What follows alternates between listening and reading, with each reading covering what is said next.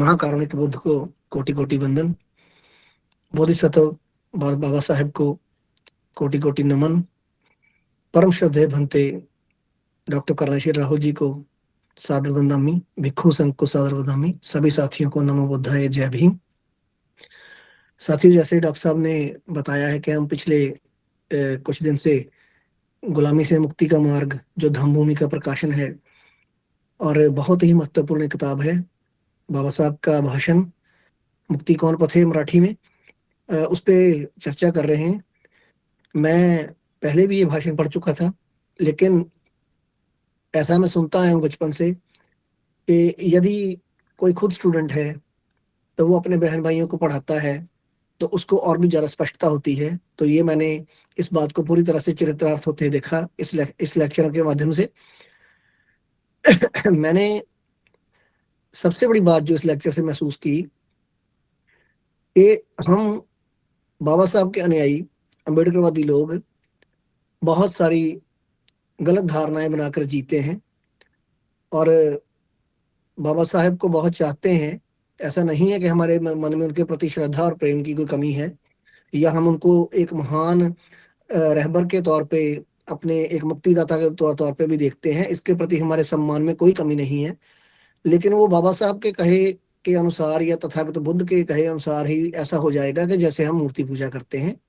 यदि हम उनकी बातों को जीवन में नहीं उतारते हैं और उनका जो दिया हुआ लक्ष्य है, एक जो ऐसा समाज जिसमें समता, बंधुता और स्वतंत्रता हो, वो एक न्यायपूर्ण व्यवस्था, वो एक ऐसा समाज जो और ऐसी एक सिस्टम व्यवस्था जो सबके लिए कल्याणकारी हो, सभी को बराबरी दे, सभी को बराबरी के मौके दे, उसकी जो एक व्यक्ति की जो व्यक्तित्व होता है उसका पूरा खिलावट हो, वो जो फूल है पूरा खिलना है तो खिल खिल के रहे, उसके लिए पूरा मौका मिले, ऐसा ये सारा कुछ समझ लगा है।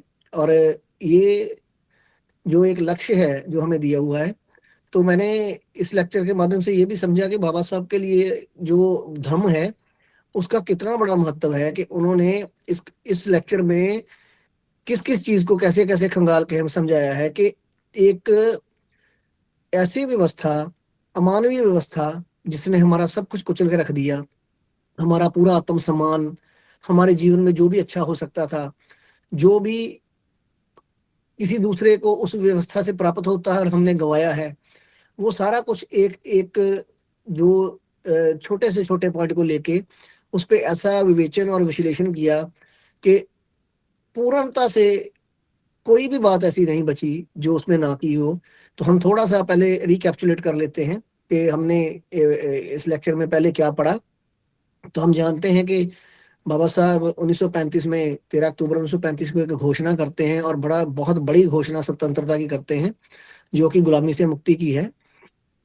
तो वो कहते हैं कि मेरा मेरा जन्म हिंदू धर्म में हुआ, ये मेरे बस में नहीं था, लेकिन मैं हिंदू धर्म में मरूंगा नहीं, ये मेरे बस में जरूर है। तो इस बात के साथ 7 महीने के बाद 31 मई 1936 को महार परिषद की सभा होती है। तो उसमें 2.5 लाख के करीब लोग इकट्ठे होते हैं। उनसे बाबा साहब लगातार 2 दिन तक बात करते हैं। तो वो जो पॉइंट्स रखते हैं शुरू से ही, तो वो ऐसा मानते हैं कि धर्म परिवर्तन की जो जरूरत है वो क्यों पड़ी है, मुझे क्यों ऐसा लगता है कि इसके बिना कुछ भी नहीं हो पाएगा। तो उसके भौतिक कारण बताते हैं, जिसमें वो कहते हैं कि इसका जो सामाजिक दर्शन है, जो धार्मिक दृष्टि है या दार्शनिक जो विचार है, ये सारा कुछ करने के बाद वो कहते हैं कि एक ये बात सोचनी है कि आपके साथ ही अट्रॉसिटी, सारी अत्याचार क्यों होते हैं, वो इन पे बात करते हैं। और अलग अलग तरह के जो अत्याचार हैं कि हम एक कॉमन जगह से पानी नहीं ले सकते हैं, अच्छा खाना नहीं खा सकते हैं, घोड़ी नहीं चढ़ सकते हैं, शस्त्र नहीं रख सकते हैं, अपना हक नहीं मांग सकते हैं, ये सारा अत्याचार आप ही लोगों पर क्यों होते हैं। तो बाबा साहब इस तरह से पहला पॉइंट जो यहाँ से शुरू करते हैं। उसके बाद वो कहते हैं कि वर्ग कला, ये वर्ग कला जो है बेसिकली स्वर्णों और अछूतों के बीच का बैर है, जो कि जिस उस व्यवस्था के कारण है जो उनके धार्मिक ग्रंथों में है कि एक वर्ण व्यवस्था है कि ऐसे काम चलेगा, एक ऊंचा है जन्म से, एक नीचा है। तो वो कहते हैं कि मतलब ये एक परस्पर बैर है जो वर्ग के कारण है कि एक बात फिक्स है, जड़ है कि एक जन्म से ऊंचा है तो दूसरा नीचा है। तो अगर नीचे वाला ऊपर आने की कोशिश करेगा तो ऊपर वाला उससे बैर करेगा, उसका नुकसान करेगा। हालांकि उसके ऊपर आने से ऊपर वाले को फर्क कोई नहीं पड़ता है। अब इस बात को ऐसे समझे कि जैसे एक व्यक्ति बहुत बुरा या खराब खाना खाता है तो एक बहुत अच्छा खाता है, लेकिन समय के साथ जो बुरे वाला था, जो जिसको अच्छा खाना नहीं मिलता है, वो भी अच्छा खाना शुरू कर दे, तो जिसको पहले ही अच्छा मिलता है उसको तकलीफ नहीं होनी चाहिए। लेकिन वो इस बात को बर्दाश्त नहीं करते हैं। वो क्यों बर्दाश्त नहीं करते हैं? वो फीलिंग कहाँ से आती है? वो जो बैर है वो वर्ग कला का है। इस तरह से बाबा साहब कहते हैं। फिर वो सामर्थ्य प्राप्ति की बात करते हैं बाबा साहब, कि आपको सामर्थ्य प्राप्त करना है, लेकिन सामर्थ्य प्राप्त क्यों नहीं होगा? क्यों नहीं है? सामर्थ्य नहीं है अपने पास, कि जनबल नहीं है, धन बल नहीं है, मनोबल नहीं है। तो उसका कारण क्या है? उसका कारण है कि आपको सदियों सदियों तक उस व्यवस्था ने, उस सिस्टम से बाहर रखा पूरा, कि जिससे वो प्राप्ति होनी थी। और उसका कारण भी वही है, जाति व्यवस्था, छुआछूत। तो जब जनबल नहीं है, आप एक गिनती नहीं हो अच्छी, आपके पास वो नंबर ही नहीं है, तो अल्पसंख्यक हो, तो अन्याय तो होगा ही। फिर धनबल नहीं है, भाव के किसी की तरह भी जो एक शक्ति चाहिए, पैसे की, जायदाद की, जमीन की, वो भी अपने पास कुछ नहीं है। और तीसरी बात, जब दोनों बातें नहीं होगी तो मनोबल कहाँ से आएगा? जब हम आश्रित ही दूसरों पे हैं, दूसरों से मांग के खाना है, दूसरों के खेत में काम करना है, मजदूरी करनी है, तो जिससे मजदूरी लेंगे, काम लेंगे, उसी उसी के पे आश्रित रहेंगे, तो मनोबल कहाँ से आएगा? तो वो कहते हैं कि ये इसीलिए ये सारा कुछ है। तो फिर वो कहते हैं भी आप पर अन्याय क्यों होते हैं? तो वो कहते हैं कि आपके पास सामर्थ्य नहीं है तो अन्याय भी होगा। कि आप कहीं भी जाओगे, आपका कोई है ही नहीं वहां पे, पुलिस स्टेशन में थानेदार नहीं है, तहसील में तहसीलदार नहीं है, आप कहीं केस लेके जाते हुए न्याय नहीं मिलता है, क्योंकि वहां की सारी व्यवस्था ही ऐसी है। तो एक और बात कहते हैं कि ये सिर्फ आप अल्पसंख्यक नहीं हो, ऐसा नहीं है कि आप ही अल्पसंख्यक हो। अल्पसंख्यक तो मुसलमान भी हैं, ईसाई भी हैं, लेकिन अगर गांव में उनके दो घर हैं तो उन पे अत्याचार क्यों नहीं होते हैं? आप ही पे अत्याचार क्यों होते हैं? फिर वो बताते हैं कि वो बेसिकली उस धर्म से बिलोंग नहीं करते हैं जो धर्म आप पे अत्याचार का कारण है। और यदि उनके साथ कोई उनके तरफ देखता भी है, तो पूरे देश में जहां पे भी कोई मुसलमान या ईसाई बैठा है, वो उनके साथ जुड़ा हुआ है, उनको उसका समर्थन प्राप्त है, उसके उसका उसका जनबल है उसके साथ। इसलिए वो अल्पसंख्यक होते हुए भी अल्पसंख्यक नहीं है, क्योंकि वो उन पे आश्रित नहीं है और वो उनके सिस्टम का हिस्सा नहीं है। और हम उनके सिस्टम का हिस्सा होने के कारण बार बार उनसे जलील होते हैं, बेइज्जत होते हैं। तो इसलिए हमारे पास वो ताकत नहीं है कि हम उनकी जो जाति है उसके विरुद्ध लड़ सकें। तो इसके लिए जरूरी है कि हम धर्म परिवर्तन करें। तो ये बाबा साहब बहुत स्पष्ट करते हैं। फिर वो धर्म परिवर्तन का आध्यात्मिक कारण भी बताते हैं, कि समाज की जो योग्य धारणा के लिए रचे गए बंधन का मतलब धर्म है। लेकिन वो कैसा होना चाहिए? धर्म कैसा होना चाहिए? धर्म में क्या होना चाहिए? क्या धर्म ऐसा होना चाहिए कि जो एक व्यक्ति को जन्म से सब कुछ दे दे और दूसरे को जन्म से सब कुछ छीन ले? तो ये इस बातों पे बाबा साहब बहुत बारीकी से अपनी बात रखते हैं। फिर वो समाज और व्यक्ति की बात करते हैं कि, जैसे कि एक व्यक्ति समाज में जो है, कि उसका वर्ण के हिसाब से पहली सेटिंग है कि उसको उस पे फिक्स किया है कि एक ऊपर है, दूसरे पे है, तीसरे पे है, चौथे पे है। और जो वर्ण व्यवस्था है, इसके कारण ये उसका कारण क्या है? उसका बेसिस भी धर्म है। तो यदि वो धर्म ही ऐसा कहता है कि ऐसा सिस्टम जन्म से फिक्स है, तो ये तो एक समाज को दूसरे लोगों के आगे एक षड्यंत्रकारी योजना है गुलाम रखने की। तो वो तो उनके गुलाम ही रहेंगे। तो फिर बाबा साहब इस पे ना बड़ी डिटेल से बात करते हैं, और उसमें सहानुभूति, समता और स्वतंत्रता पे बात करते हैं, कि क्या उनकी उस धर्म के लोगों की आपके प्रति सहानुभूति है। जब उन्होंने मान ही लिया है कि आप उनसे नीचे हो, तो आपके साथ जो अत्याचार होता है तो वो कभी भी आगे नहीं आते हैं, वो कभी भी आपको छुड़ाने नहीं आते हैं, रादर वो करते हैं। तो सहानुभूति वाली जगह भी कोई बात नहीं रही। फिर समता, समता बराबरी है। बराबरी कहाँ से होगी? एक ऊंच है एक नीचे है, तो बराबरी का तो कंसेप्ट वैसे ही खत्म हो जाता है। लेकिन इसका कारण क्या है? बार बार वो कहते हैं इसका कारण धर्म है, वो व्यवस्था है, वर्ण है, जो सिस्टम है। फिर वो स्वतंत्रता की बात करते हैं। अब स्वतंत्रता किस बात की? स्वतंत्रता है कि किसी भी काम को करने की आजादी, कि आप अपनी जो एक क्षमता लेके पैदा हुए हैं उसको एक्सप्लोर करना, उसको बिल्कुल उसका खिल जाना अच्छे से, ये सारा कुछ जो है स्वतंत्रता के कारण होगा। कि आपको अपने जीवन को सुंदर बनाने की एक तत्परता हो, और ये एक व्यक्तिगत प्रयास नहीं है, ये एक समाज के लिए, पूरे समाज के लिए ये वाला जो सिस्टम है या प्रयास है ये होगा। तो वो कहते हैं क्या आपको इसमें सहानुभूति मिलती है, तो फिर वो कहते हैं इसमें भी सहानुभूति जीरो जीरो है। आपको तो बहुत बुरे तरीके से उसमें ट्रीट किया जाता है, आपके साथ बर्ताव किया जाता है, अपनापन नहीं है। तो गांव में अगर आप देखो तो स्वर्ण और अछूतों के बीच में कैसे संबंध है, वो उनको अच्छा खाने नहीं देते, पहनने नहीं देते, कुछ भी नहीं ऐसा करने देते, अगर करें तो वो मार पिटाई करते हैं। फिर वो समता की बात भी इसी तरह से करते हैं, ये समानता नहीं है। तो फिर आजादी को भी बड़े अच्छे से एक्सप्लेन करते हैं, वो हमने सारा पढ़ा है पिछले लेक्चर्स में। तो ये हम अभी तक कर चुके हैं। तो इसके बाद कल हमने काफी कुछ इसके आगे भी किया, और उसमें जो बात थी मूलतः मैं कहूँ तो उसका जो अर्थ है, वो बाबा साहब ने वहाँ के तथागत के धम्म के जो 3 बिंदु हैं, जो स्तंभ हैं 3, उन पे बात की है, कि प्रज्ञा, करुणा और समता पे। उन्होंने बहुत ही अच्छे तरीके से इस बात को एक्सप्लेन किया कि कोई भी जो विकास है या कोई अच्छा समाज है, उसको बनाने के लिए ये चीजों का होना, तीन तीन स्तंभों का होना बहुत जरूरी है। जैसे तथागत के धम्म में ये थी, तो तथागत के मार्ग पे थी, जैसे प्रज्ञा। तो प्रज्ञा को क्या क्या कहते हैं कि ये सही समझ है। पहले तो समाज को, एक व्यक्ति को सही समझ पैदा होनी चाहिए कि जैसा है उसको वैसा ही देखना, जैसे जैसे जैसा है उसको उसी तरह से देखना, सत्य को सत्य के रूप में, झूठ को झूठ के रूप में देखना प्रज्ञा है। और जब ये प्रज्ञा वाली दृष्टि आती है, ये दृष्टि आने के बाद व्यक्ति किसी का शोषण नहीं कर सकता है। वो, उसकी अज्ञानता का नाश होता है, उसका मन प्रश्न करता है, गलत चीजों पे प्रश्न करेगा, वो कहेगा भी ये ऐसा है तो ऐसा क्यों है, अगर बहुत सारे सालों से चल रहा है तो क्यों चल रहा है, सदियों से चल रहा है तो क्यों चल रहा है। तो इस तरह से वो सवाल करता है। तो ये मानसिक गुलामी की जो पहली जंजीर प्रज्ञा से खत्म होती है।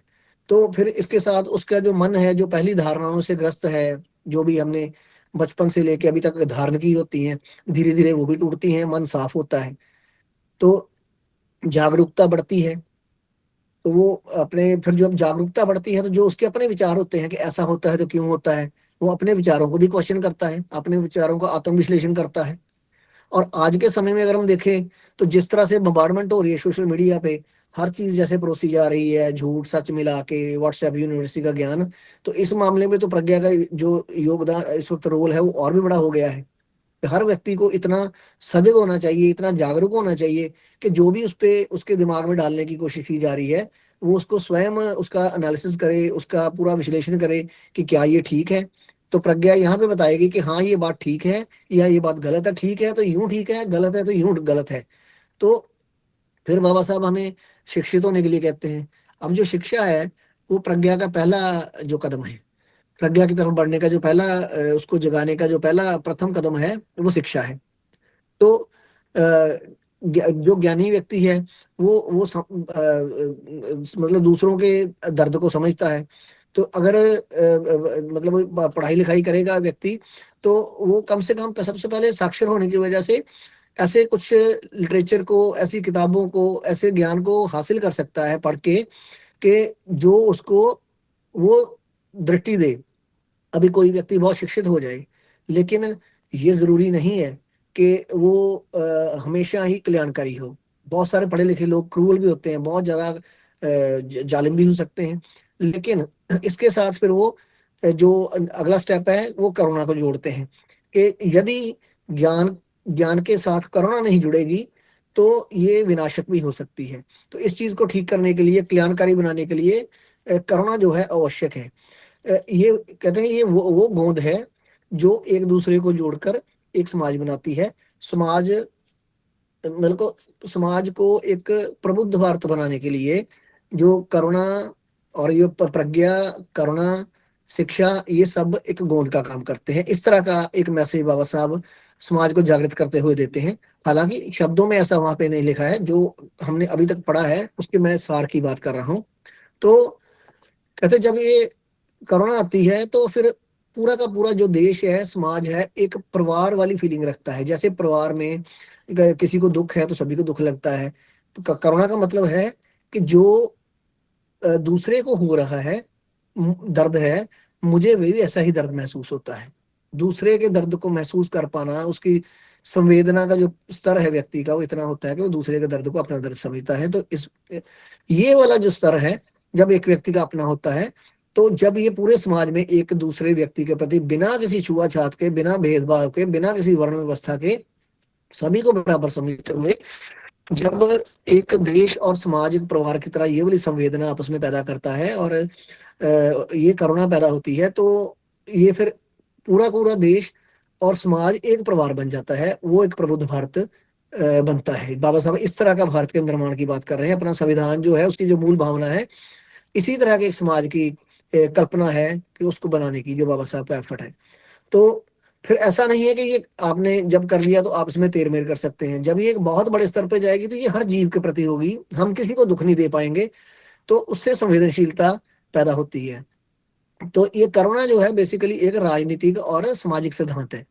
ये राजनीति में भी चाहिए। अब सरकार, हम जो जब ये समाज के यही व्यक्ति, जो लोग करुणा की भावना में जीते हैं, करुणा जिनके अंदर जागृत है, वो लोग जब समाज देश चलाने के लिए जाएंगे, तो जब राजनीतिक लोग भी बनेंगे, वो ही लोग जो राजनेता बनेंगे, सरकारें चलाएंगे, तो उनके मन में सभी के प्रति बिना किसी भेदभाव के कल्याण की भावना होगी, तो वो वेलफेयर गवर्नमेंट बनेगी। अभी जो विकास के नाम पे दिखाया जाता है, सड़कें बना दो, टॉयलेट्स बना दो, फ्री राशन दे दो, ये कोई कल्याण वाला काम नहीं है। ये बेसिकली उसके पीछे मकसद लोगों को बेवकूफ बनाकर सदा सदा सत्ता पे काबिज रहने का तरीका है, लेकिन उनका कल्याण करना नहीं है। लेकिन यदि करुणा होगी तो उसको सरकार चलाने का जो तरीका होगा, उनका एफर्ट, सरकार देश में बैठे हुए सबसे अंतिम जगह पे बैठा, जो सबसे कमजोर व्यक्ति है, जो लाचार है, उसका भला करने का पहले नंबर पे होगा। इस तरह की जो सरकार होगी वो कल्याणकारी गवर्नमेंट होगी, वेलफेयर गवर्नमेंट होगी। तो इसी को सही विकास कहा जाएगा। फिर इस पे एक सिद्धांत और काम करेगा कि तथागत का बहुत ही बड़ा वो सिद्धांत है कि बैर से कभी बैर खत्म नहीं होता, बैर हमेशा अवैर से खत्म होता है। ये भी चीज इसी से पैदा होगी। तो इसी से समता का संकल्प पैदा होता है कि हम बराबर हैं, हमें भाईचारा पैदा होगा। इस फीलिंग के बाद जब वो एक समाज ये वाला तैयार हो जाएगा, तो एक भाईचारे वाला समाज होगा। तो प्रज्ञा से ये समझ पैदा होती है कि हम सभी लोग इस समता से, ये संकल्प से और प्रज्ञा से ये चीज समझ पैदा होती है कि हम सभी इंसान बराबर हैं। करुणा हमें प्रेम और संवेदना सिखाती है, दोनों मिलकर समता को जन्म देते हैं। इसी पर न्यायपूर्ण समाज और देश बनता है। समता बाबा साहब के जीवन का मिशन है, समानता लाना बाबा साहब के जीवन का मिशन है। भारत की जो असमानता की व्यवस्था है, वह पूरी दुनिया में अपने आप में एकमात्र व्यवस्था है, जो कि सबसे ज्यादा क्रूर है। सभी देशों में किसी न किसी रूप से कोई ना कोई असमानता का जो एक तरीका होता है, दूसरों के साथ व्यवहार होता है, वो होता है। लेकिन भारत की जो असमानता की व्यवस्था है वो एकदम से जड़ है, क्योंकि वो वर्ण व्यवस्था से जुड़ी हुई है, वो जन्म से जुड़ी हुई है। वहां पे अगर गरीब अमीर हो जाता है तो उसके प्रति दूसरों का जो रवैया है, जो बिहेवियर है, वो चेंज हो जाता है। लेकिन यहाँ पे कोई व्यक्ति आईएएस भी बन जाता है, लेकिन वो अछूत है, तो वो ये कभी नहीं भूलते कि इसके साथ हम बराबर हो सकते हैं, इसके साथ हमारी समता, हमारी बराबरी हो सकती है। तो इस तरह का ये जो रवैया है सिर्फ भारत में देखा जाता है। और उसका कारण क्या है? उसका कारण वो धर्म है, वो जाति व्यवस्था है, वो छुआछूत है, जिसपे बाबा साहब ने बार बार इस लेक्चर में बात की है। तो वो कहते हैं कि जहां पे कोई भी जाति, वर्ण, रंग, लिंग का भेद ना हो, वही प्रबुद्ध भारत होगा। तो बाबा साहब का जो सपना है वो प्रबुद्ध भारत का है, और वो हमें अपना सपना देते हैं इस बात के कि अब बताओ कि इसको हमने तैयार करना है, पर लेकिन इसके लिए कुछ चीजें आपको छोड़नी होंगी। और सबसे पहले वो धर्म है जिसमें आप सदा सदा से प्रताड़ित हो, आप लाचार हो, तो आपको इसको छोड़ना ही पड़ेगा। तो यदि आप इस बात को समझते हो तो आप मेरे साथ आगे बढ़ो, तो इस आपके फैसले से ही बात आगे बनेगी। वरना मैं मतलब ये बात यहीं पे छोड़ दूंगा। इस तरह से आगे हम बात करेंगे जो बाबा साहब कहते हैं।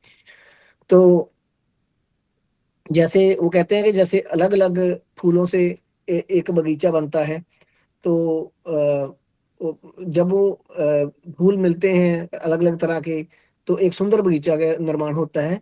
हमें इस तरह का एक सुंदर भारत बनाना है कि जिसमें सभी तरह के लोग हैं, लेकिन वो सभी फूल बराबर हैं, वो एक बगीचे के हैं, और एक परिवार की तरह जब वो रहना शुरू करेंगे तो फिर वो वाला प्रबुद्ध भारत है जो बन पाएगा।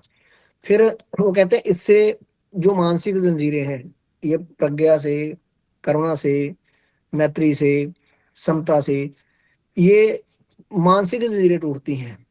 तो जो ज्ञान हासिल होता है उसके बाद उसको फिर कर्म में परिवर्तित करना है, कि उसको एक्शन में लाना है। खाली ज्ञान किसी काम का नहीं है जब तक उसको एक्शन में नहीं लाया जाता। तो इसको समाज में लागू करना है।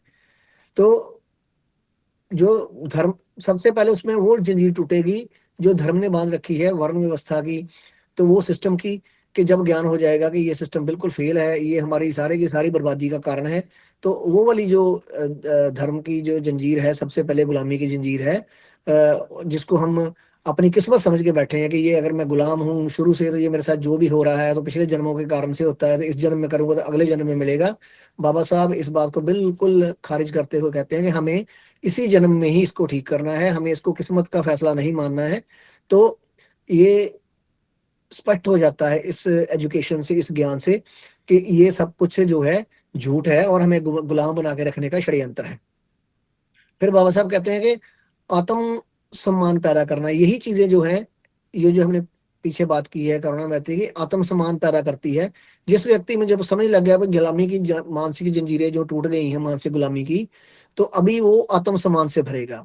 उसको समझ लग जाएगी कि मैं, मेरी भी इज्जत होनी चाहिए, मैं भी बराबरी का एक व्यक्ति हूँ, मेरा भी उतना ही यहाँ पे रोल है धरती पे। तो मुझे ऐसे नहीं ट्रीट किया जा सकता कि मैं जो है कि बिल्कुल ही मुझे किसी भी तरह से उस तरह से जलील किया जाए, या मेरी आत्म सम्मान, जो मेरा सम्मान है वो हमेशा ही जो उसको खत्म किया जाए, उसको तोड़ा मोड़ा जाए, कुचला जाए, इस तरह से। तो यही समझ के कारण देखिए, अभी शिक्षा, शिक्षा के बारे में बाबा साहब ने बोला कि तीन जो शब्द दिए, शिक्षित हो, आंदोलित हो और संगठित हो, हम इस तरह से कहा बाबा साहब ने।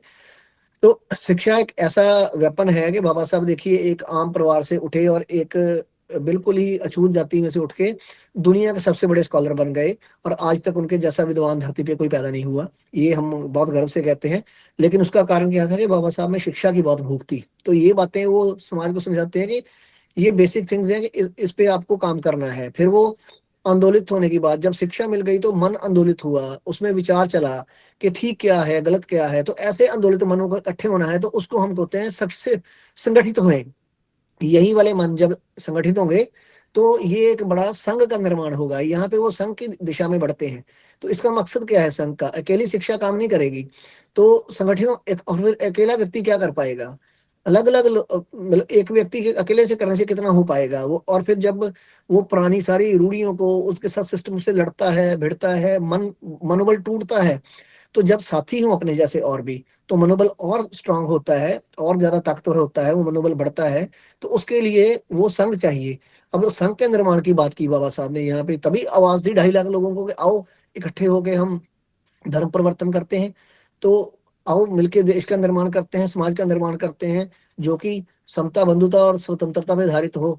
तो ये सारी संघ के निर्माण की जरूरत क्यों पड़ती है? तथागत संघ बनाते हैं, बाबा साहब इस तरह के संघ की बात करते हैं। तो इसका मतलब क्या है कि अकेलापन जो है अपन को डिप्रेशन डिप्रेशन में ले जाता है। हम जब कब तक लड़ते रहेंगे अकेले? कभी कभी आदमी थक भी जाता है। फिर जब हम एनर्जी लेस फील करते हैं, ऊर्जा में कमी महसूस करते हैं, तो हमारे साथ वाले साथी हमें हौसला देते हैं।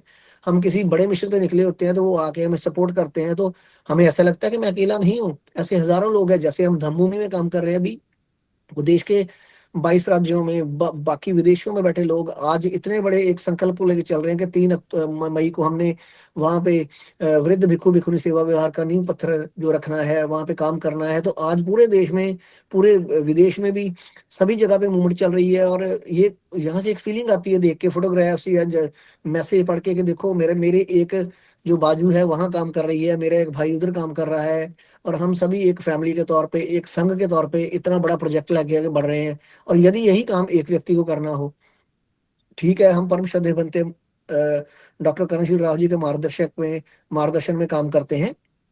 और हमें इस बात का बहुत एक हम कहेंगे खुशी है, और हमें बहुत ज्यादा इस बात का भी ब्लेस्ड फील करते हैं कि हमें उनका मार्गदर्शन मिला। लेकिन अभी इसी बात को हम इस तरह से फील करें कि अगर हम पूरी तरह से समर्पित होकर ये काम नहीं करेंगे, तो वो जो वांछित नतीजे हैं वो नहीं आ पाएंगे। तो ये 3 चीजों पे कि शिक्षित होना, आंदोलित होना और फिर संगठित होना, इस तरह से, और फिर संघ का निर्माण कि अकेला नहीं कर पाएगा। फिर इसमें नैतिक और भावनात्मक, ये हमें नैतिक और भावनात्मक बल देता है, जैसे मैंने बताया कि ग्रुप एनर्जी काम करती है, हिम्मत दोगुनी हो जाती है। तो फिर इसमें अगर हम दूसरों की गलतियों से भी सीखते हैं और गलती होने पर ठीक भी करवाते हैं और दूसरे का सहयोग भी लेते हैं अपने आप को ठीक करने के लिए, तो वो चाहते हैं कि समाज संघ की तरह काम करे, सभी लोग इस तरह से एक दूसरे को अपने धम बंधु समझे, धम में आएंगे तो धम बंधु बन जाएंगे, एक परिवार बन जाएगा। तो अब एक फैमिली की तरह वो काम करे, एक संघ की तरह काम करे। तो इसी तरह धरती पर स्वर्ग का निर्माण करना है, ना कि धर्मों के द्वारा बताए हुए जो स्वर्ग आकाश में है उस पे नहीं रहना है।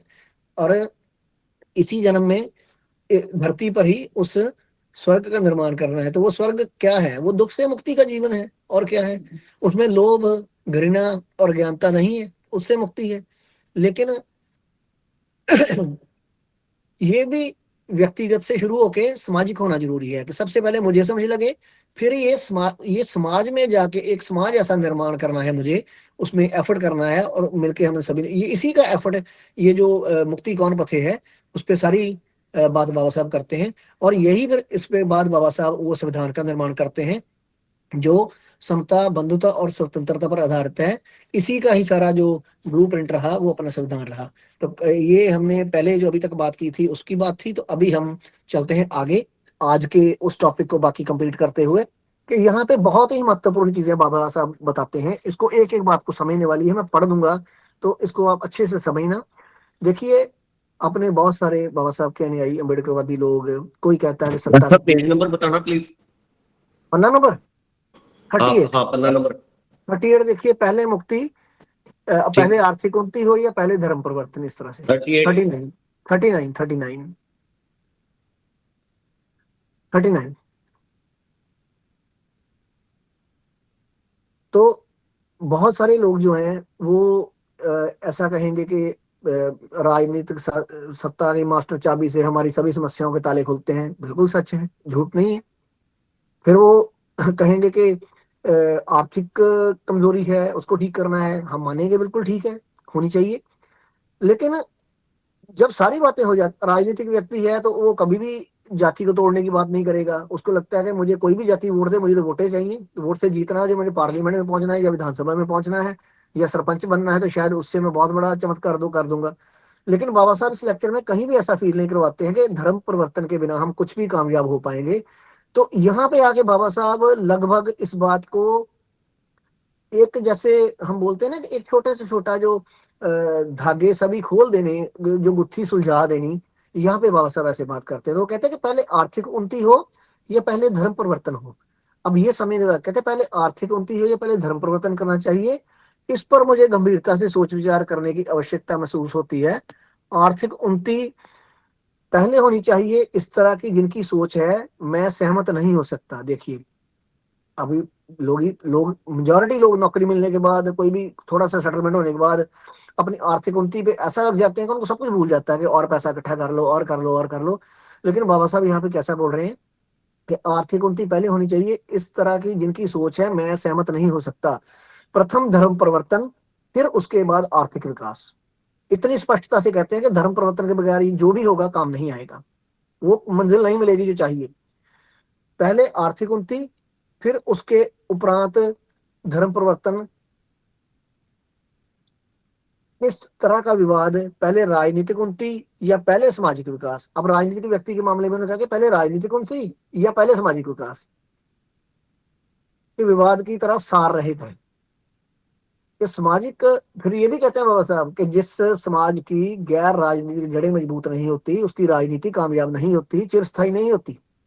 और इसके एग्जाम्पल हम देख चुके हैं कि यदि सामाजिक जड़ें मजबूत नहीं है, समाज जुड़ा हुआ नहीं है, जातियों में बटा हुआ है, उसी व्यवस्था में है, तो चाहे वो राजनीति में कामयाब हो भी जाए एक बार, दूसरी बार वो औंधे मुंह गिर जाएगा उसके। और आप उसके विपरीत देखिए, जिन लोगों की राजनीति कामयाब है उनकी जड़ें कहाँ पे है? उनके धर्म में है। यहाँ पे बाबा साहब ने कितने साल पहले, 90 साल पहले ये बात समझा दी, लेकिन हमें आज तक समझ नहीं आई। अब इस बात को इस तरह से देखते हैं, कहते हैं समाज की उन्नति के लिए अनेक साधनों की आवश्यकता होती है और सभी साधनों की अपनी अहमियत तथा आवश्यकता होती है। उसमें किसी एक साधन का उपयोग पहले किया जाए और दूसरे का उपयोग बाद में किया जाए, इस तरह का अनुक्रम हर समय रखा नहीं जा सकता, परंतु इस तरह अनुक्रम रखा जाए, ऐसा आग्रह हो तो सर्वप्रथम धर्म प्रवर्तन, इसके बाद आर्थिक उन्नति, ऐसा मेरा मत है। कि चाहे कोई भी सीरियल ऑर्डर बना लो आप, कोई भी अनुक्रम बना लो, कि क्या पहले करना है क्या बाद करना है, कहते हैं ऐसी पॉसिबिलिटी नहीं होती, हमेशा ऐसा नहीं किया जा सकता। लेकिन यदि शुरुआत करनी है, अनुक्रम रखना, तो पहले नंबर पे धर्म प्रवर्तन ही आएगा। उसके बाद चाहे आर्थिक कर लो, चाहे सामाजिक कर लो, चाहे राजनीति कर लो, जो मर्जी कर लो, लेकिन पहले नंबर पे धर्म प्रवर्तन आएगा। कहते जब तक छुआछूत का कलंक आपके माथे पर लगा है, तब तक आप लोगों की आर्थिक उन्नति भला कैसे संभव है, ये कोई बताए। अगर आप व्यापार करने जाएंगे तो आपने दुकान खोली तो कोई ग्राहक ही नहीं आएगा आपके पास। अगर आप नौकरी के लिए अर्जी देंगे तो आपको अछूत देख के जो है वो जानबूझ के किसी ना किसी तरीके से निकालने की कोशिश करेंगे। फिर आप कोई खेत बेच रहा है, आप खरीदना जाएंगे, उसको पता लगे अछूत है, वो आपको देगा ही नहीं, वो बेचेगा ही नहीं। आर्थिक उन्नति का उपयुक्त कोई भी रास्ता आप लोगों को सफलता से हासिल नहीं होगा। छुआछूत हम लोगों की उन्नति के रास्ते में हमेशा रुकावट है, और इस बाधा को दूर किए बिना हमारे विकास का रास्ता सरल नहीं हो सकता, और धर्म परिवर्तन के बगैर ये बाधा समाप्त नहीं हो सकती। इतनी स्पष्टता से बाबा साहब ये बात को कहते हैं। हमारे बीच के कुछ युवा आज शिक्षा प्राप्ति की चाहत में हैं और पढ़ाई के लिए जहाँ यहाँ कहीं से भी हो रुपया प्राप्ति के प्रयास में है। इन रुपयों के लालच में कितनों के ही दिल में जहां हम हैं वहीं रहकर अछूत बनकर ही अपनी उन्नति करने की मानसिकता दिखाई देती है। कंप्रोमाइजिंग हो गए हैं कि चलो मुझे थोड़े बहुत आर्थिक सहायता कोई करेगा तो मैं वहीं फंसा रहूंगा, अछूत का अछूत ही। परंतु इन युवाओं को मैं एक प्रश्न पूछना चाहता हूँ कि पढ़ाई पूरी हो जाने के बाद जब आपकी पढ़ाई के अनुरूप मार्ग आपके लिए खुला ही नहीं, तो फिर पढ़ाई करके आप करना क्या चाहते हो? लक्ष्य तो प्राप्त ही नहीं हुआ, तो पढ़ाई करके एक रोजगार पेट भरने का माध्यम बन जाएगा ना वो। तो लगभग जिनको नौकरी मिली वो भी क्या कर रहे हैं? जो लक्ष्य प्राप्त करके भूख तो उनमें भी नहीं है, अपना पेट भरने की है। हमारे बहुत से पढ़े लिखे बेरोजगार हैं। इसकी क्या वजह है? मेरी राय में इस बेरोजगारी का कारण छुआछूत ही है। छुआछूत की वजह से ही हम गुणों की कदर नहीं करते। अस्पृश्यता ही की वजह से ही आपको लायक नहीं समझा जाता। छुआछूत की वजह से ही आपको सेना से हटा दिया गया है। इसी की वजह से आपको पुलिस की नौकरी नहीं दी जाती। इसी की वजह से आपको कोर्ट कचहरी में नहीं रखा जाता, कि कोई आपको उससे प्रमोशन नहीं मिलती है, ना ही इसकी संभावना है। इस तरह से बाबा साहब कहते हैं। छुआछात एक तरह का अभिशाप है। इस अभिशाप से दुखी हो गए हो तो आप लोगों की दुखी हो गए हो, और आप लोगों की गुणवत्ता राख बन चुकी है।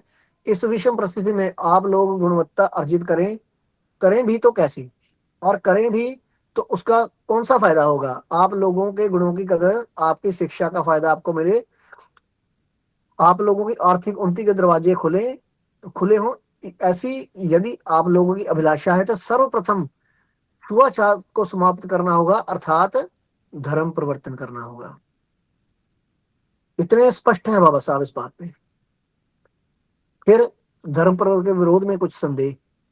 वो कहते हैं कि धर्म परिवर्तन विरोधियों ने ना कुछ कारण गिनाए हैं, जानबूझ के कंफ्यूज करते हैं वो लोग, जैसे आज भी होता है कि यदि आप बौद्ध बन जाओगे तो आपका आरक्षण चला जाएगा। इस तरह की बातें हो जाती हैं। तो कहते हैं कि ये उनके धर्म विरोधियों ने जो कारण गिनाए हैं ना, उनकी जांच पड़ताल की है। अब धर्म परिवर्तन के प्रति सहानुभूति रखने वालों ने जो संदेह व्यक्त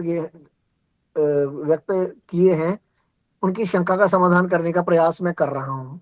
तो वो बात बात शुरू करते हैं कि सर्वप्रथम मैं बात करता हूँ कि जो महारों को लगता है कि हमारी महार जागीर का क्या होगा, उसको महार वतन बोलते हैं। यहाँ पे बाबा साहब वर्ड यूज करते हैं, महार वतन।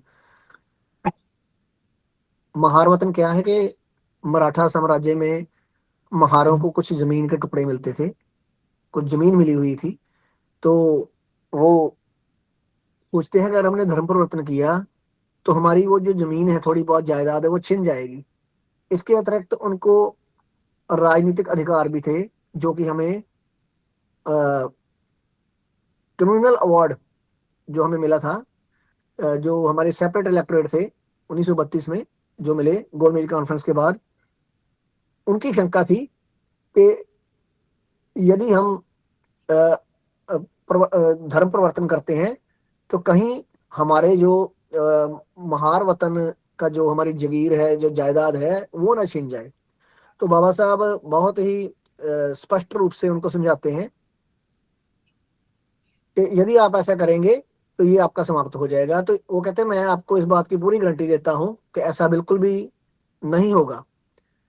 फिर पहले ये कहते हैं कि यदि इस आंदोलन में, धर्म परिवर्तन के आंदोलन में, इस मुक्ति के आंदोलन में आप लोगों का महार वतन छिन भी जाता है तो मुझे इसकी 1% भी दुख नहीं होगा, रादर खुशी होगी कि ये अब छुआछूत के बदौलत हमें जो कुछ भी मिला है, जो भी गंदगी हमारे साथ चिपकाई हुई है, जो भी उसकी बदबू है, ये खत्म होनी चाहिए।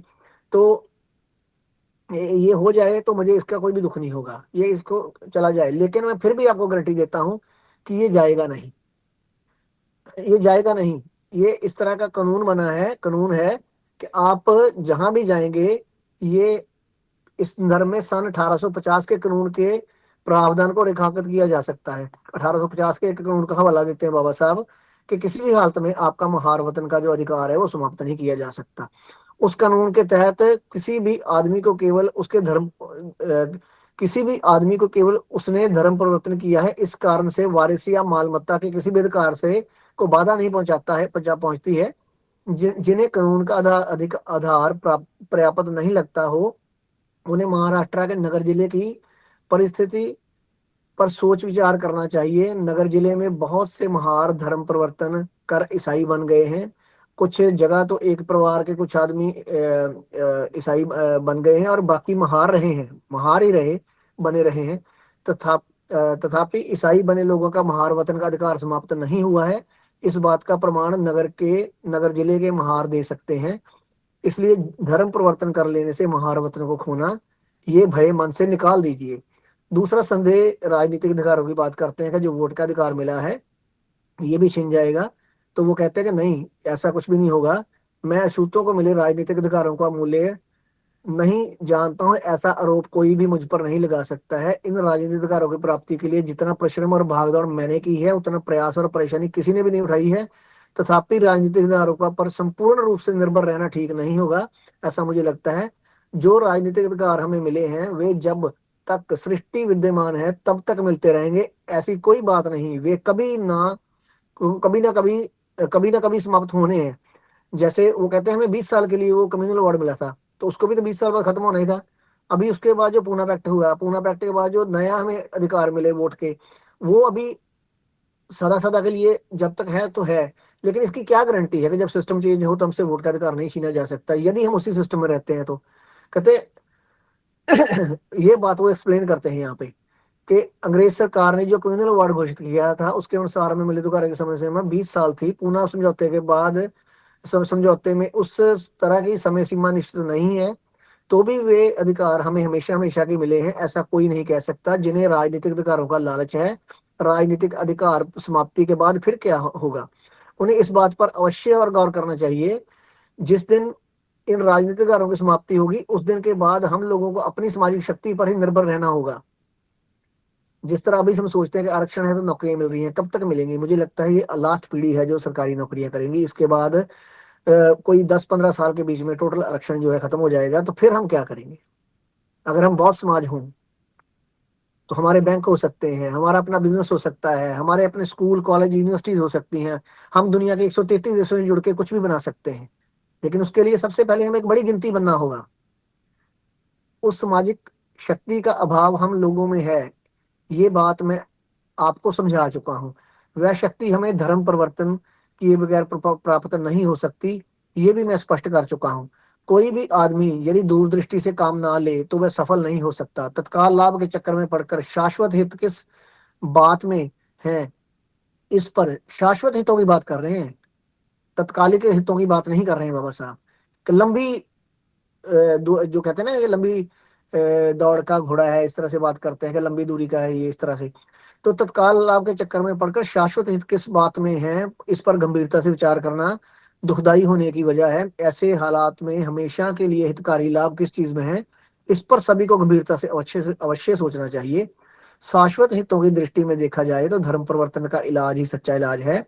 उसके लिए राजनीतिक अधिकारों की तिलांजलि भी यदि देने की नौबत आए तो भी हमें पीछे नहीं हटना चाहिए। बाबा साहब कहते हैं कि मुझे विश्वास है, मुझे पूर्ण विश्वास है कि मेरे लोग भारत की पुनर्स्थापना के लिए अपना सब कुछ कुर्बान कर देंगे। ये बाबा साहब का एक कोटेशन है, यहाँ पे स्पष्ट होता है कि जिसके लिए बाबा साहब ने इतनी लड़ाई लड़ी गांधी से, गोलमेज कॉन्फ्रेंस हुई, कम्युनल अवार्ड मिला, फिर पूना पैक्ट हुआ, इतना कुछ हुआ, बाबा साहब उसके लिए रोए, दुखी हो गए कि हमारा सब कुछ छिन गया। लेकिन फिर भी बाबा साहब यहाँ पे परमानेंट इलाज के लिए क्या कह रहे हैं कि इन राजनीतिक अधिकारों को भी मैं छोड़ सकता हूँ, तिलांजलि दे सकता हूँ, इससे पीछे नहीं हटूंगा कि यदि मुझे वो परमानेंट मुक्ति जो मिलती है।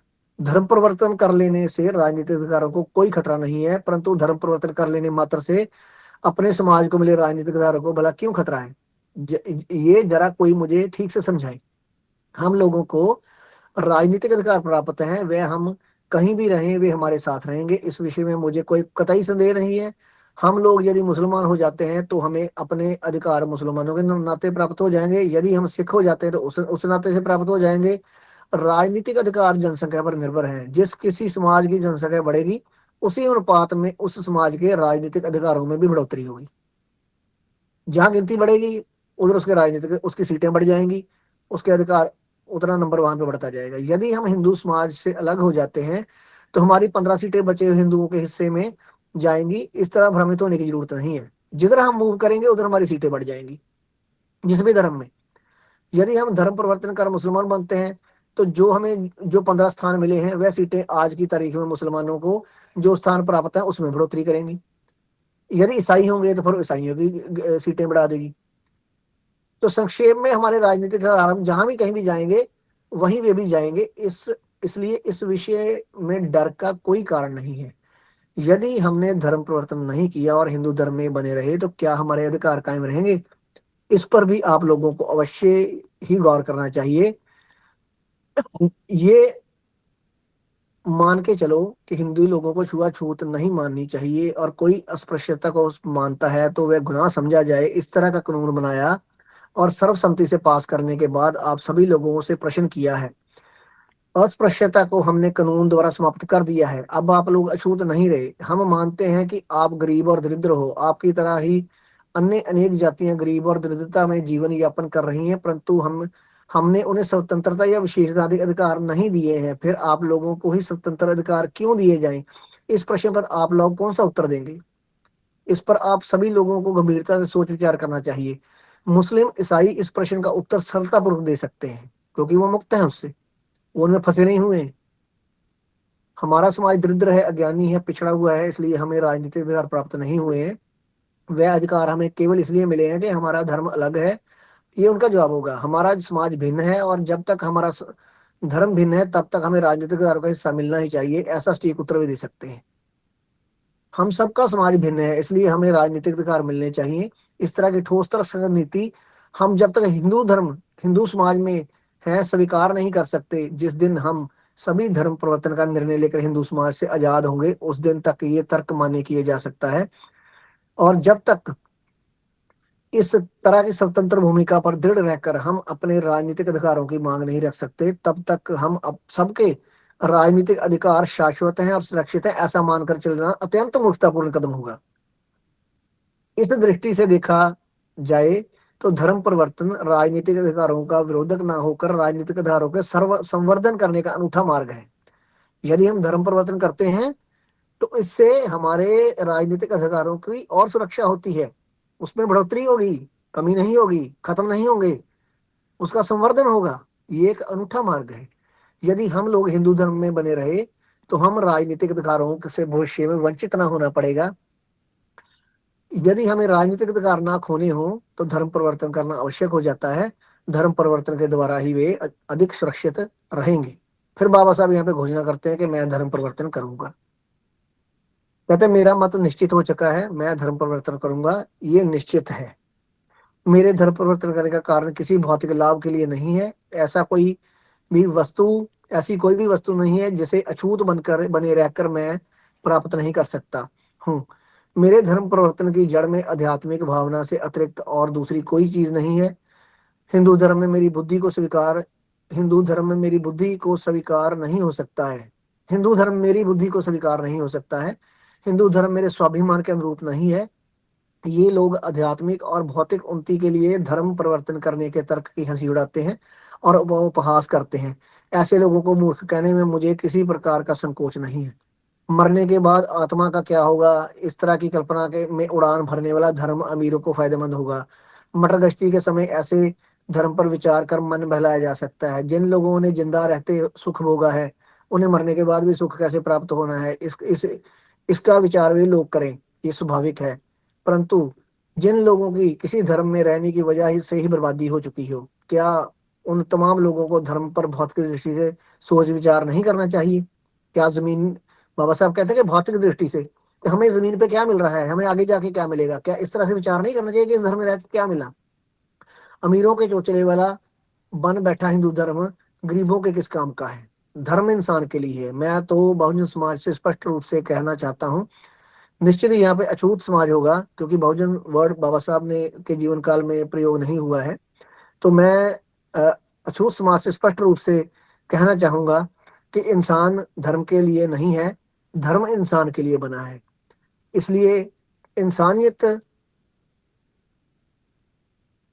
प्राप्त करनी हो तो धर्म परिवर्तन कीजिए, संगठन तैयार करना हो तो धर्म परिवर्तन कीजिए, समता प्राप्त करनी हो तो धर्म परिवर्तन कीजिए, आजादी प्राप्त करनी हो तो धर्म परिवर्तन कीजिए, सुखमय जीवन व्यतीत करना है तो धर्म परिवर्तन कीजिए। जो धर्म आप लोगों को इंसानियत, जो लोग आप लोगों की इंसानियत को तुच्छ समझता है, जो धर्म आप लोगों की इंसानियत को तुच्छ समझता है, उस धर्म से आप भला क्यों चिपके रहना चाहते हो? जो धर्म आप लोगों को पीने के लिए पानी तक प्राप्त प्राप्त नहीं होने देना चाहता, उस धर्म में आप क्यों रहते हो? जो धर्म आपको नौकरी में रुकावट डालता है, उस धर्म में आप क्यों रहना चाहते हो? जो धर्म आप लोगों का पल पल अपमान करता है, उस धर्म में आप क्यों रहना चाहते हो? जिस धर्म में इंसानों से इंसानियत से व्यवहार करने की मनाही है, वह धर्म न होकर दादागिरी है।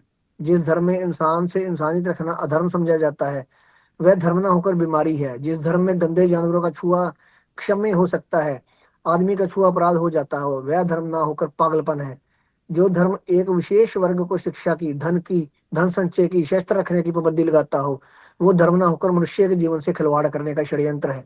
जो धर्म अनाड़ियों को अनाड़ी बने रहने, निर्धनों को निर्धन बने रहने ऐसा उपदेश देता हो, वे धर्म ना होकर जेल है। धर्म परिवर्तन के संदर्भ में जो कुछ प्रश्न पैदा होते हैं, उन प्रश्नों का मैंने यथासंभव समाधान करने का प्रयास किया है। धर्म परिवर्तन के प्रश्न पर मेरा विवेचन शायद कुछ विस्तृत हो गया है, परंतु इस विषय पर चौतरफा विचार विमर्श करने की मैंने पहले से ही ठान रखी थी। धर्म परिवर्तन के संबंध में विरोधियों ने जिन मुद्दों को उछाला था, उसका सटीक जवाब देना आवश्यक था। धर्म परिवर्तन घोषणा की सार्थकता कसौटी पर खरी उतरती है इस ये ठोक बजाकर देखने के उपरांत ही धर्म परिवर्तन किया जाए, उससे पूर्व नहीं, ऐसी मेरी स्पष्ट राय है। और इसी के लिए आप सबको यहाँ बुलाया गया है, ताकि आप में से किसी के मन में संदेह ना रहे, किंतु परंतु का स्थान ना रहे। इसी कारण इतने विस्तार से इस प्रश्न पर सोच विचार करना पड़ा है। मेरे विचारों से आप लोग कहाँ तक सहमत हैं, इसका मुझे पता नहीं है, परंतु आप लोग मेरे विचारों पर ध्यान देंगे, ऐसे मुझे निश्चित रूप से आशा है। जो अच्छा लगे वही कहा जाए का सिद्धांत अपनाकर झूठी लोकप्रियता प्राप्त करना राजनीतिक इंसान को जचता है, परंतु समाज परिवर्तक के लिए ये ठीक नहीं है, ऐसी मेरी राय है। बाबा साहब यहाँ अपने विचार बहुत स्पष्ट कर देते हैं कि राजनीतिक लोग तो कुछ कह के कुछ और कर सकते हैं, लेकिन जो मैं कह रहा हूँ वही होगा। इसीलिए बाबा साहब को हम बोधिसत्व भी कहते हैं। तो लोगों की भलाई किसमें है और अधोगति किसमें है, किसमें, ये समझाना मेरा कर्तव्य है। वह आपको अच्छा ना लगे तब भी इस बताना मेरा काम है। मेरा कर्तव्य मैंने पूर्ण किया। अब इस प्रश्न पर निर्णय लेना ये जिम्मेवारी आप लोगों की है। धर्म परिवर्तन के विषय में मैंने जानबूझकर दो टुकड़ों में बांटा। हिंदू धर्म से छुटकारा पाना चाहिए या हिंदू धर्म में बने रहना चाहिए, ये एक विभाग है। हिंदू धर्म को त्यागना हो तो किस धर्म को अपनाना चाहिए अथवा कौन से नए धर्म का निर्माण करना चाहिए, ये उस विषय का दूसरा प्रश्न है। मुझे आज सिर्फ पहले प्रश्न के संबंध में आप लोगों का ये निर्णय मुझे आप सिर्फ पहले प्रश्न के संबंध में आप लोगों का क्या निर्णय है, ये समझ लेना है। प्रथम प्रश्न के संदर्भ में आप लोगों की सामूहिक सोच का पता चले बगैर दूसरे प्रश्न पर विचार करने की अथवा उस पर कोई ठोस निर्णय लेना बेकार है। इसलिए प्रथम प्रश्न पर जो कुछ करना हो वह निश्चित कीजिए। आप लोगों को सोच विचार करने का दूसरा अवसर मैं नहीं दे सकता हूँ। आज की इस पंचायत में जो आप तय करेंगे उसी के अनुसार अगला कार्यक्रम मैं बनाऊंगा। आप यदि धर्म परिवर्तन के विरोध में निर्णय लेते हैं तो ये प्रश्न यहीं पर समाप्त हो जाता है। फिर मुझे अपने खुद के लिए क्या कुछ करना है वह मैं करूंगा। धर्म परिवर्तन की बात यदि आप तय करते हैं तो आप सभी लोगों को सामूहिक रूप से धर्म परिवर्तन का आश्वासन देना होगा। धर्म परिवर्तन का निश्चय, अब इस बात को आप आज के समय में महसूस करिए कि बाबा साहब आपको ये बात कह रहे हैं, चाहे प्रभु शतवंती जी बार बार और पूरा भिक्षु संघ पूरे देश में घूम घूम के वही बात हम लोगों को समझाने की कोशिश कर रहे हैं, लेकिन आप यहाँ पे आज बाबा साहब को हाजिर जान के ऐसे समझिए कि बाबा साहब ये प्रश्न कर रहे हैं कि जो धर्म परिवर्तन की बात उन्होंने की है कि आपको ये आश्वासन मुझे देना होगा। धर्म परिवर्तन का निश्चय होने के उपरांत जिसका मन लगे वे अपने मन मुताबिक जिस धर्म को अपनाने लगे। इस तरह का बिखराव आप लोग यदि करना चाहते हैं तो मैं आप लोगों के धर्म परिवर्तन के कार्य का नेतृत्व स्वीकार नहीं करूंगा। यदि आप पूर्णता मेरे पीछे आते हैं, सभी के सभी लोग इकट्ठे हो गए, तो मैं ऐसा आपका नेतृत्व करूंगा। तो यदि नहीं तो फिर मैं ये नहीं करूंगा। आप सभी लोग मेरे साथ आए, ऐसी मेरी इच्छा है। जिस धर्म को हम स्वीकार करेंगे उस धर्म में आप लोगों की उन्नति के लिए जितनी भी मेहनत की आवश्यकता होगी, जितने भी प्रयास करने होंगे, वह सब कुछ करने के लिए मैं सहर्ष तैयार हूँ। परंतु मैंने कहा है इसलिए धर्म परिवर्तन करना चाहिए, इस भावना के वश में होकर धर्म परिवर्तन मत करिएगा। यहाँ बाबा साहब देखिए कि बिल्कुल तथागत की भाषा में बात करते हैं, अतदीपो भव की बात करते हैं। वो सारा कुछ समझाने के बाद उनका करुणा मैत्री और उनका सारा जो प्रेम है अपने लोगों के लिए, उनकी जो करुणा है उसको देखिए कि वो सब कुछ कहने के बाद फिर उनको एक स्वतंत्रता देते हैं। जो हमने समता बंधुता और स्वतंत्रता की बार बार बात की है, इन्हीं लाइनों में देखो कितनी स्पष्ट है कि सब कुछ कहने के बाद, उनसे आशा अपनी व्यक्त करने के बाद, अपने लोगों को अपना भाईचारा जताने के बाद, प्रेम जताने के बाद, उनके लिए मंगल कामनाएं, उनके लिए जो एक कल्याण की भावना है वो दिखाने के बाद फिर उनको स्वतंत्रता देते हैं कि आप इसको अपने मन से सोचिए, आप खुद फैसला करिए। आपकी बुद्धि को यदि ये धर्म परिवर्तन की बात जचती हो तभी हामी भरिए, मेरे साथ ना चलने का आपने तय किया तो भी मुझे दुख नहीं होगा, उल्टा मेरी जिम्मेवारी अब समाप्त हुई, इसकी खुशी होगी। ये आर या पार का आप लोगों की आने वाली पीढ़ी के भविष्य का आप निर्णय लेने का अति महत्वपूर्ण प्रसंग है। इस बात पर आप अच्छी तरह से गांठ बांध लीजिए। जिस तरह तय करेंगे उसी तरह तय होने वाला है। यदि आप लोगों ने आज स्वतंत्र होने की ठानी है तो आपकी भविष्य की संतानें स्वतंत्र होंगी। यदि आप लोगों ने गुलाम रहने का सोच रखा है तो सभी आपकी भविष्य की पीढ़ियां गुलाम रहेंगी। इसलिए आप लोगों की जिम्मेदारी बेहद कठिन है। अपना प्रकाश स्वयं बनो। आप लोगों को इस अवसर पर क्या संदेश दिया जाए, इस पर सोच विचार करते हुए मुझे बुद्ध के भिक्षु संघ के परिनिर्वाण के पूर्व जो उपदेश दिया था उसका उल्लेख महापरिनिर्वाण सूत्र में है। उसकी याद हो आती है कि तथागत बीमारी से अच्छा होने के उपरांत बुद्ध विहार में दोबारा अपने आश्रम में बैठे हैं, तो जो आनंद भंते आनंद हैं बुद्ध के समीप आकर उनको अभिवादन करके उसके उनके पास बैठ जाते हैं। तो फिर कहते हैं कि मैंने तथागत को भले चंगे में देखा है, में भी देखा है तथा बीमारी में भी देखा है। तथागत की बीमारी से मैं कुंठित हो गया हूँ, मैं दिग्भ्रमित हो गया हूँ, मुझे धम्म भी दिखाई नहीं दे रहा है, परंतु तब भी मुझे इतनी तो खुशी है कि भिक्षु संघ के विषय में कुछ महत्वपूर्ण बातें कहे बगैर तथागत का परिनिर्वाण नहीं हो सकता।